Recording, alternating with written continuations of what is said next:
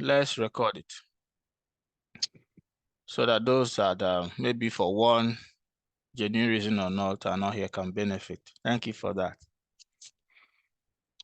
Second question from Chidi says, I have gone through the link for jobs, searched and requested for jobs, and I was turned down. It looked as though they are not accepting people from Nigeria. Okay. I would like to have a discussion with Chidi quickly. Was there any reason that was given to you when you were rejected?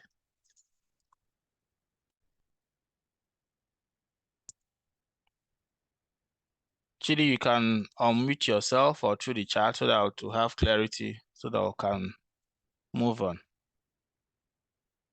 Any reason? Was there any reason? Okay, he's not coming forward with that follow-up questions. Okay, let me answer right away.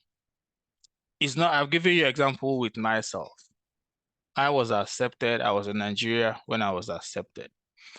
Now, the thing is this, we have an impression or we have a cloud over that, that name Nigeria that is following us. That's the truth of the matter.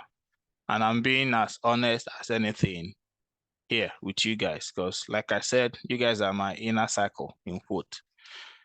Now, even the color of your skin per se is another disadvantage.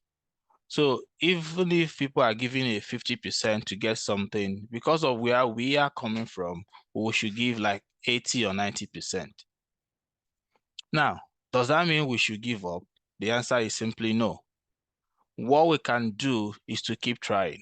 Even those of us that are already in here, we apply to several jobs, we get turned down. It's normal. That somebody said yes to me today doesn't necessarily mean that he or she will not say yes to me tomorrow. When I started newly, even while in here as a PR to apply to jobs, I didn't get a job for some months. Okay, he said no reason per se. So you kind of, with all due respect, believe that, okay, maybe because I'm from Nigeria, that's why they're not accepting me. Well, like I said, yes, it could be challenging where we are coming from, but it's not impossible. We should have that mindset that if anybody will be taking, even if A says no to me, I will go to B. It's not just one company that you have out there. So that they rejected you a couple of times. Some of us, we've sent over 200 applications when we started.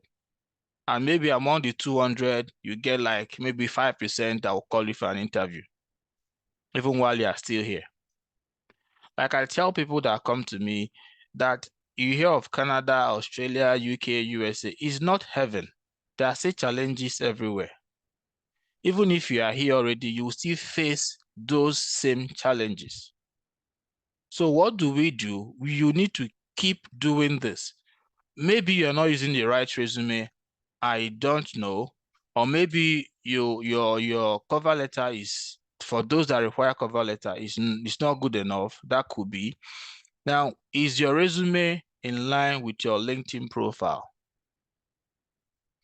I cannot be applying to an analytical chemist job and I will still leave my resume reading lecturer. Let me repeat this. I cannot be applying to get an analytical chemist position and I'll still leave my resume reading all through the way lecturer. Nobody will call me because they are not in synergy. So maybe you need to re-strategize and give it another shot. Yes, you might be turned down for sure because you're not the only person. Very few jobs you apply to, you might be turned down. Yeah, but don't have that mentality that it is because you're applying from Nigeria. That is why you are not being accepted. No, it could be a challenge, but actually you still have to push and push. What do you gain if you give up? You remain. So re-strategize and see if you have something better. All right. Okay, thank you for acknowledging. So we'll move on. Like I said, if you want to speak, I can open your mic. If you want to put in the chat like others are doing, yes, we can go there. There's a follow-up here. Yes, you have answered it. Why I mentioned it is what why I mentioned is it why one gets there? Why this? I mean, going through temporary resident visa or visiting visa and getting job while there. Can LMIA apply to such? Okay. If you're opportuned already to be here and you have your TRV, yes, you can go and use your LMIA. That is for sure. Because those that have their temporary resident status, there's a program that is running now. I think it will end somewhere in May 2024. Yes, you can do that. But why I specifically said that this group, like I said, I assume that everybody's already in Nigeria or in Nigeria and are trying to come over. So if you have your temporary resident visa or your visiting visa, as they call it, and you want to just come in, then seek for a job and move from there, yes, you can do that. And the LMIA will also apply in your case, because any employer that is giving you a job will always prove there's a need. And that is all this is boiling down to, the labor market impact. You are telling the Canadian government or the employer, not you. Remember, if you're not doing this job, is the employer that will give you that LMIA. They're telling the Canadian government, we need this candidate because we have this job to be done, and this is the person we have found that will fit into this. Therefore, grant him the work visa. That is all about that. I hope that answers your question. Okay, thank you. Okay. There is LMIA yet, or there's no LMIA. Please, if you want to send in things, send it so that read it so that I can get it clearly. Follow up again said there is LMIA yet. I'm only doing some permutations. Or if you have, okay, there is no LMIA yet. Please help. Please help us by, don't be too fast to send, okay? We'll have just, few minutes. Help us to proofread before you send. And that reminds me, let me say this, please. Some of us I'm currently working with, when we chat, we are all guilty of that. I consciously, over the years, started to desist from using shorthand to write.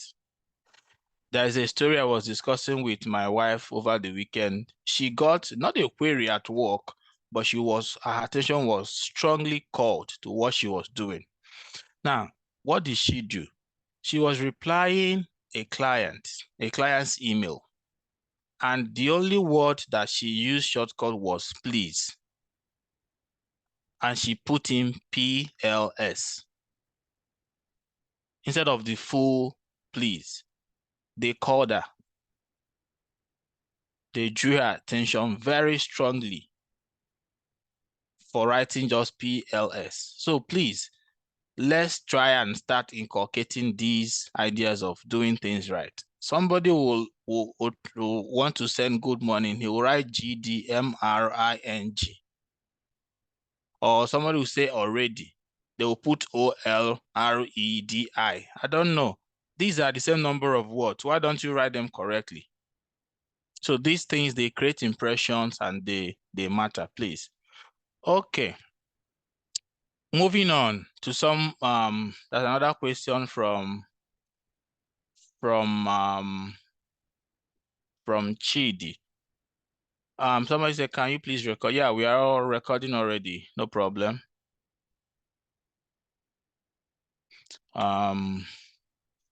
John says, good evening. Please, to make your resume be in line with what you're applying is correct, but please, would they not confirm your previous work experience from your previous employer in Nigeria? That is fine. Now, there is a difference between tweaking your responsibilities and blatant lying about what you're doing.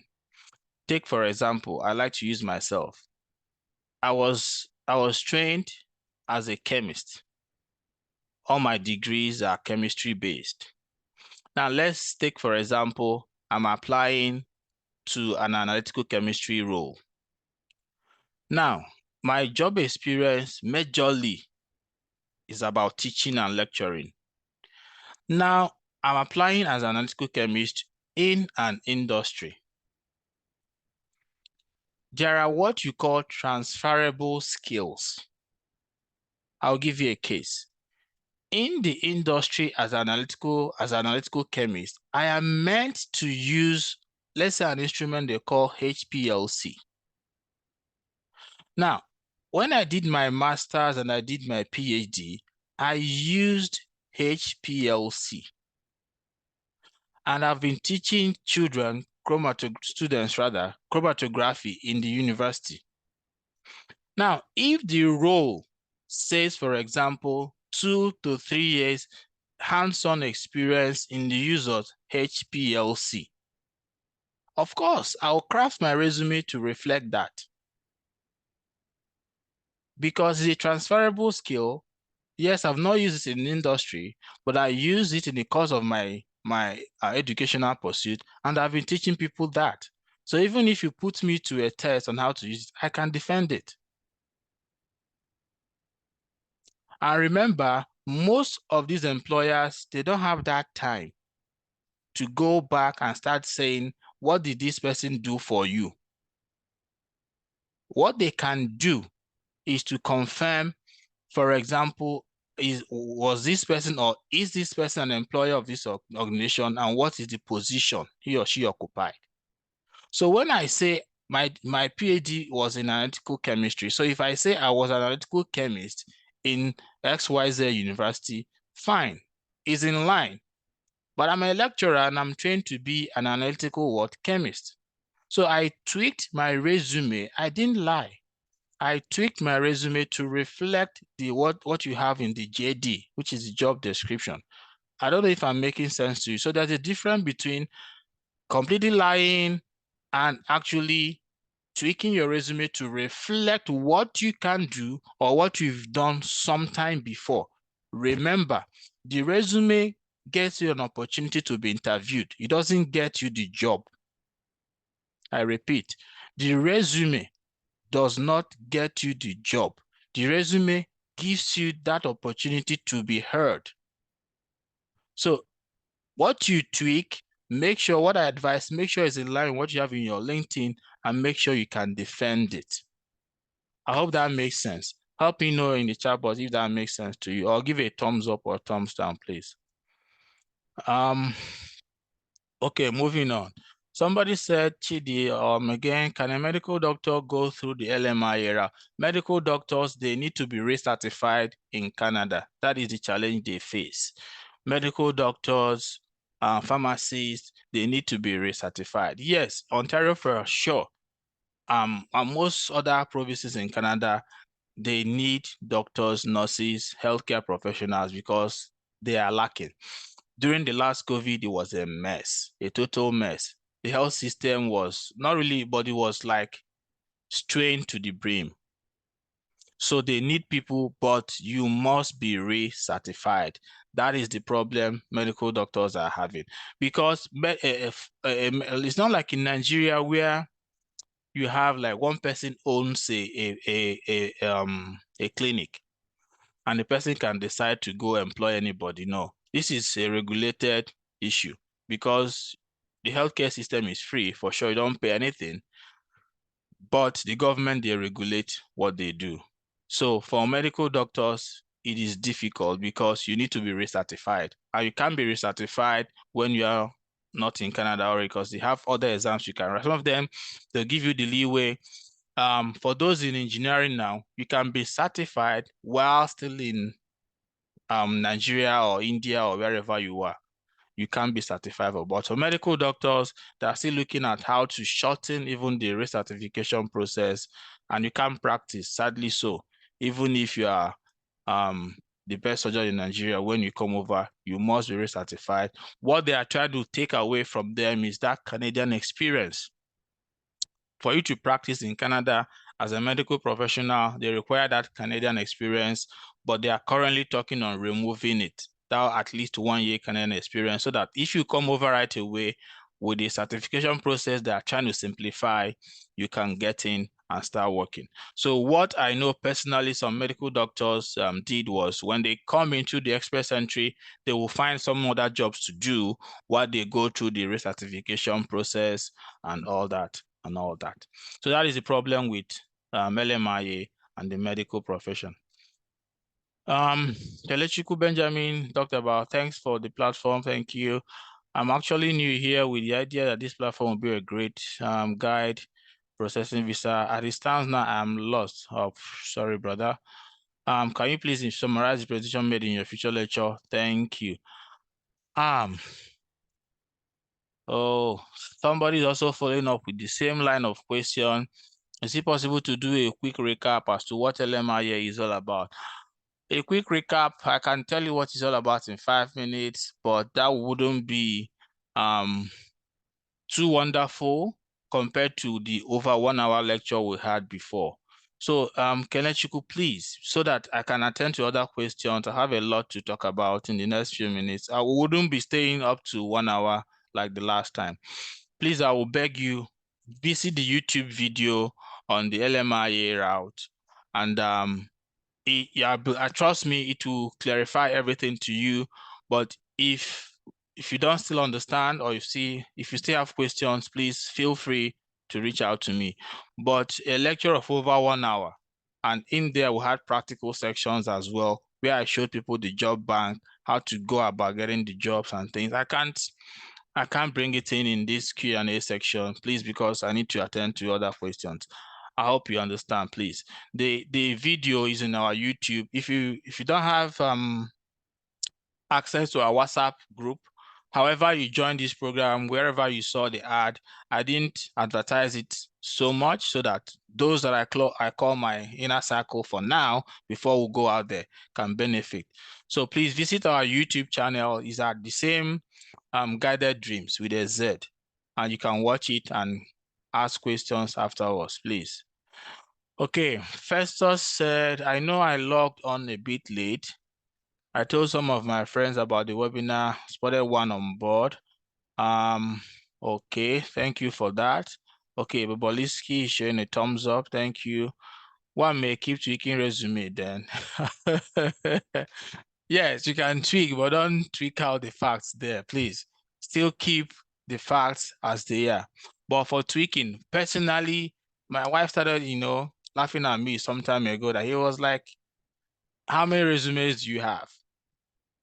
Now, I attended a couple of, I think 3 to 5 professional resume sections, because when you come in as a new immigrant, some of the settlement programs are free. Some were paid for, actually. So if they teach us this style, we go and implement it. But whatever they do, they always agree that your resume should reflect what you have in the job description. Take, for example, normally they will tell you, let's say they require somebody with 5 years of experience. 5 years of experience.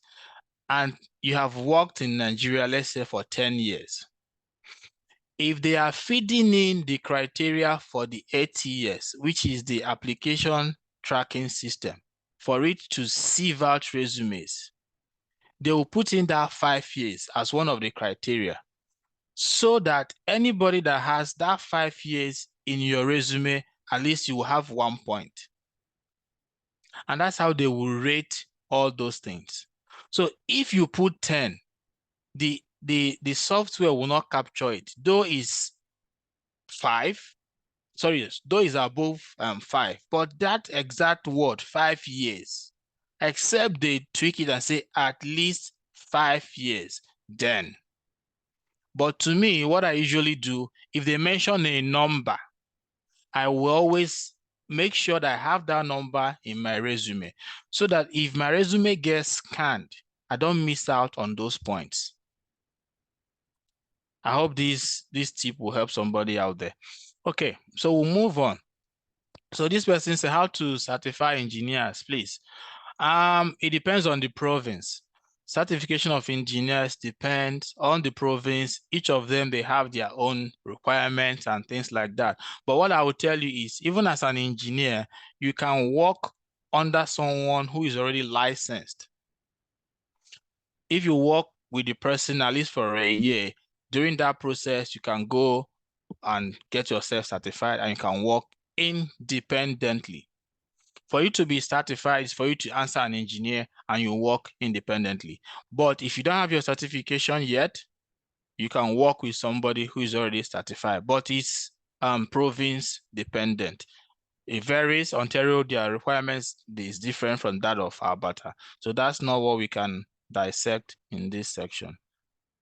Probabilistic, there's a lot to say. It's fine. Thank you. Any other question? Sorry, 1 second. Let me catch up.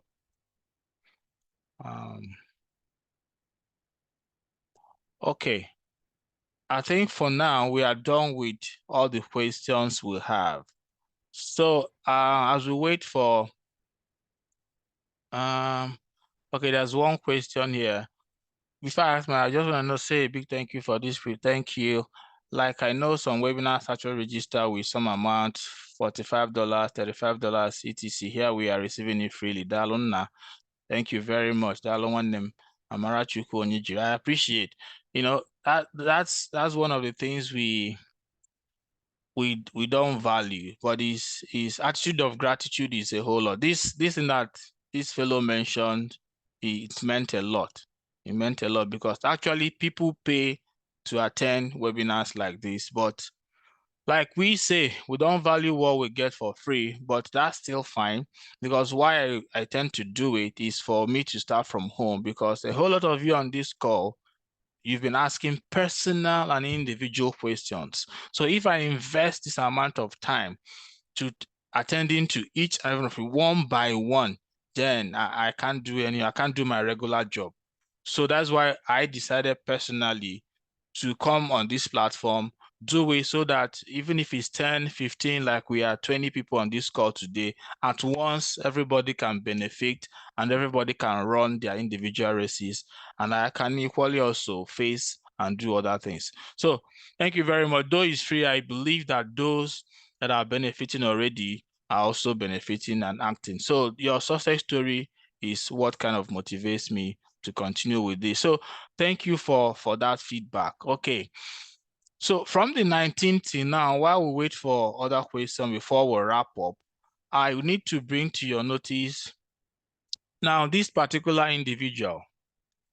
You know, at the end of that section, I told you that you can get your resume, you can have your one-on-one call with me and all that, and we'll narrate your situation and will provide and profile a unique situation for you. So immediately, this individual reached out to me and we started to work.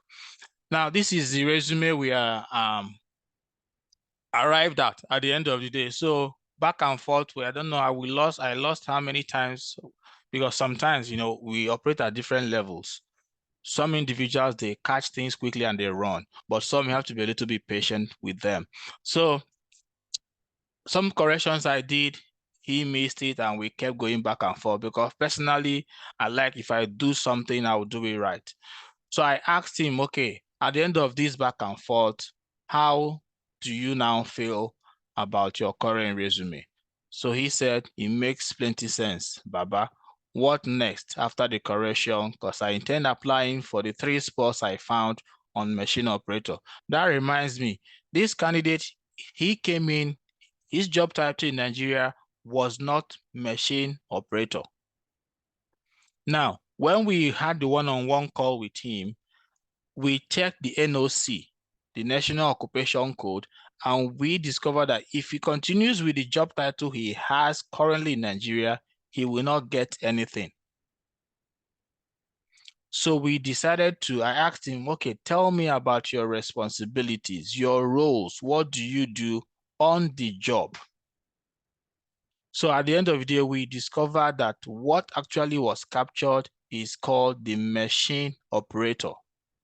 So when he started using that machine operator and things started flowing for him, more opportunities and things like that, and he came back to thank me later. So here we just a little bit of those that have already taken actions and things they have. So this is the other one. This said, thanks for all you did earlier for me, hoping for something. You see that issue I talked about, thanks and something, and writing your things in full.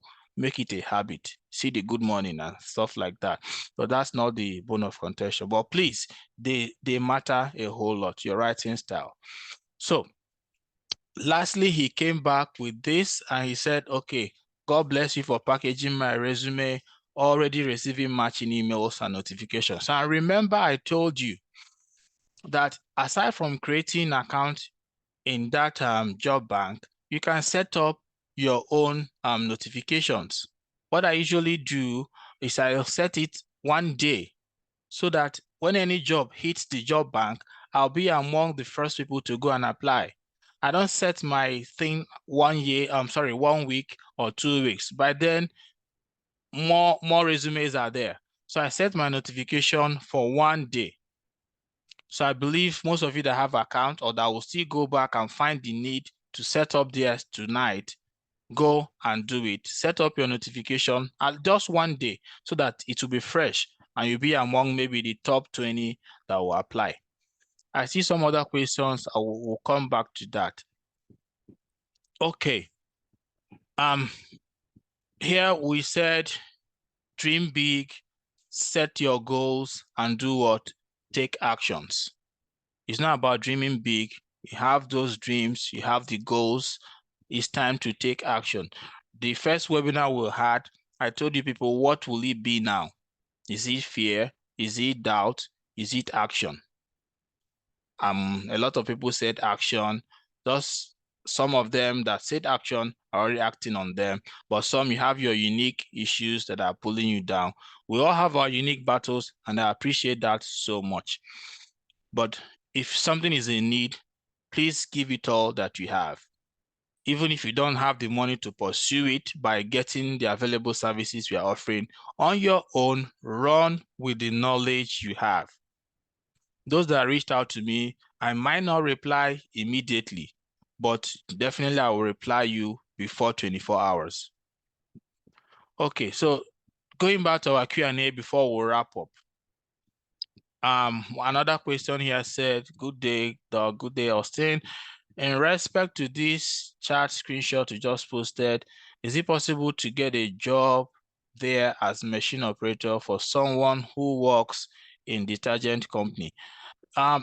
If the role, because machine operator, from my discussion with Festus, they are just kind of bottling drinks.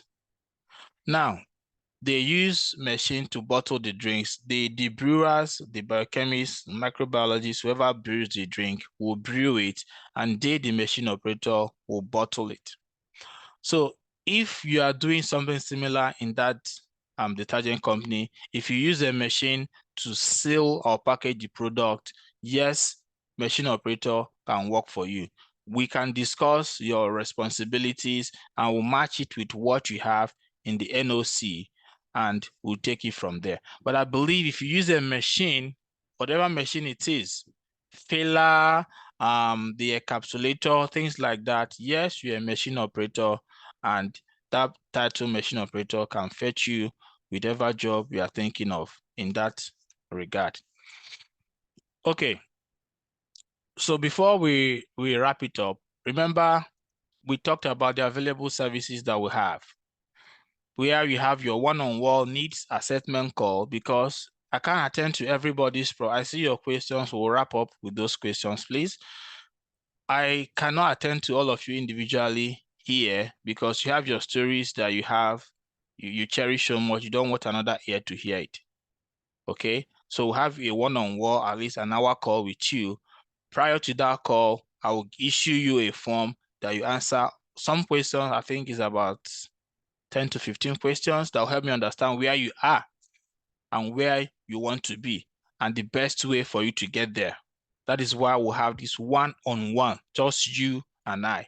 I will hear your story, I will know where you are, and I will tell you what you need to get where you want to be. This is also part of that package that we're offering. The resume optimization and review, I've shown you one where I would take that Nigerian resume. Some of the Nigerian resume I got even included, I told you the other time, remove your date of birth, remove your state of origin, remove your picture, remove your sex. We're in a world where people can call themselves anything. So it's irrelevant. These informations are very, very irrelevant. Then if your CV is more than 2 pages, you are joking. You have to bring it down. My professor said, anything you can't summarize in a paragraph, then you don't know it. No matter how good or vast your experiences are, you can bring those things that matter, into 2 pages. That is the Canadian standard. So we can help you get that. The LinkedIn optimization as well, we can equally help you to get that. Job specific interview prep, we can do that for you. When those calls start coming, we can sit down with you and we have that mock interview. So you go in prepared. Now, for your SOP review, when you start applying for your visa, you need to write a statement of purpose, what should be there and what not to be there. The visa application you've applied, you need a second eye to go through it from A to Z. All these we can offer you. Remember, I told you this is worth over $500, but because you are here, I'll still give that bonus offer of what? $100 for a limited time. So if you want to partner with us and benefit from all this, if you want to go through this route, if you don't want to go through this route and you want to wait later, don't bother, don't subscribe to this. But if you want to subscribe to this, you feel that the LMI route is what you can do, and you want to also better your chances by taking these professional packages, please get in touch with us and we can take it from there and help you realize your dreams. Back to our questions. There's this site where you can subscribe to it, or if you don't want to go through the site because you are scared, but it's a secure site as well, I'll drop this in the comment section and also in the WhatsApp group. I believe most of you are in that WhatsApp group, but I can send it to you as well here. So the 3 pending questions we have, 3 or more, and we'll go. Sorry, Jane, my network is bad, so I missed most of what you said. Yes, Jane came in early, but I discovered she's been going off and on. So sorry about that, Jane. This section is recorded, so we can make it available and you can go in and revisit it anytime. Chinedu said, okay, you sent me something in email. Okay, yeah. This is okay, thank you. I respect your privacy. I will check my mail and we will take it from there. Okay, so without much ado, I think this is all that we'll have for this section in Q&A. I can't see any other pending questions. So before you go, remember, like we said, this is the last webinar we are talking about, the LMIA route. The next one will be the study route. For the study route, what are we going to look at? Now, if you want to know, because when you get into the Canadian system, there are 3 main admission periods you talk about, okay? The fall, the winter, and what is it called? The May, the June, the September, and the summer. Now, if you want to know which of them do I stand a better chance of securing funds, because we believe that funds are problematic, is one of the biggest challenges you're going to face. So which of these streams of admission do I stand a better chance of getting? 1, the admission, 2, getting the funding? Then make sure you attend that webinar on the study route. If you also want to find out scholarship, the difference between scholarship, the difference between scholarship grant and things like that, are there opportunities there for me? Please stay with us and attend the study route. If you want to know about the DLI, the Designated Learning Institutions, and the PGWP, the Postgraduate Work Permit, what do I do to qualify for these? And what do I need to look out for in any course I want to do? Please make sure you attend that study route. And also, if you want to know how long does this application take, Barring all the personal circumstances, how do I facilitate my processing period? What do people do right to get it? And what do people do wrong to also get rejected? Rejection is real. I know somebody, think we stayed in the same lodge back then in school. He's been rejected twice. One of it was an agent who put in a fake bank statement there. But because he doesn't know anything, he was just following sheepishly. So that's why I said get the information. Even if an agent is doing anything for you, you will know yourself when they are doing the right thing or the wrong stuff. So common errors, why people get rejected, how to even approach a supervisor. For my colleagues that are looking for postdoc, or you want to go there to maybe do a short program, how do you get at it? Come and attend that study section. Do I need IELTS? How does it impact my chances? So all these are much more we are going to unpack during that study route webinar that will announce also in all our platforms.